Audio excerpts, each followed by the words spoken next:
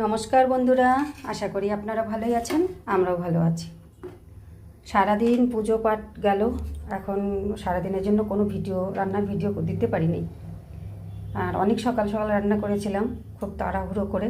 ঠাকুরমশাই মোটামুটি 12টার মধ্যে চলে এসেছিলো, তো এই জন্য কোনো ভিডিওই দিতে পারিনি। তো এখন চলে আসলাম রাত্রে রান্না কী করছি চলুন আপনাদের সামনে একটু শেয়ার করি। এই যে এখানে রান্না করব আজকে পটল এরকম করে কেটে নিয়েছি, ধুয়ে নিলাম।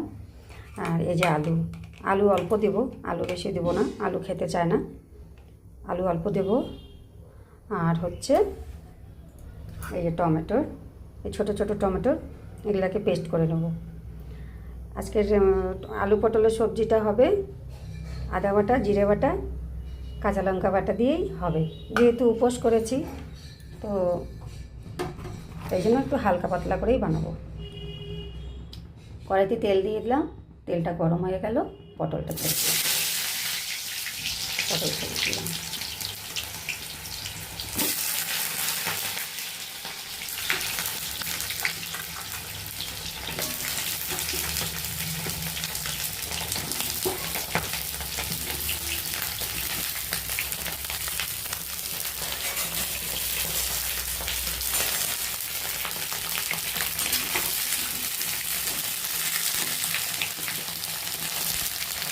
আলু পটলের সবজি করবো আর করবো লুচি। আর দিনের ডাল আছে, আলু ভাজা আছে, একটা এমনিতে সবজি করা হচ্ছে সেটাও আছে।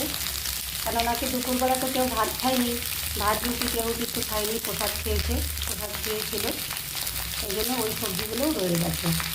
কিন্তু এগুলো যেহেতু ভাতের ছোঁয়া, ওই ভাতের ছোঁয়ার সবজি তো আবার আমি ওর বাবা খাবো না, তো তাই আমাদের জন্য একটু আলাদা করে রান্না করছি।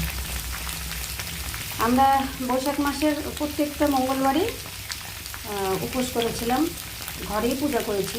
অন্যান্যবার মন্দিরে যাই, এবার মন্দিরে যাওয়ার সময় পাইনি, কী করব। আর আর এই লাস্টের মঙ্গলবারটা বাড়িতে পুরোহিত ডেকে উদযাপনটা দিলাম। তো আপনারা তো দেখেছেন আমি আপডেট দিয়েছি পুজোর।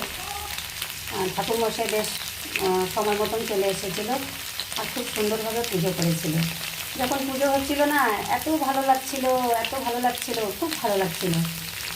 ওই যে মানুষে বলে না, নিজের মন থেকে যদি মনে হয় যে না ভালো লাগছে, তাহলে মনে হয় সত্যি পুজোটা মনে হয় ভালো হয়। আর অনেক সময় না, কোনো সময় কোনো পুরোহিত পুজো করে যায়, যে মনে হয় কি কেমন যেন আধ খাচড়া মনে হয়, ওটা না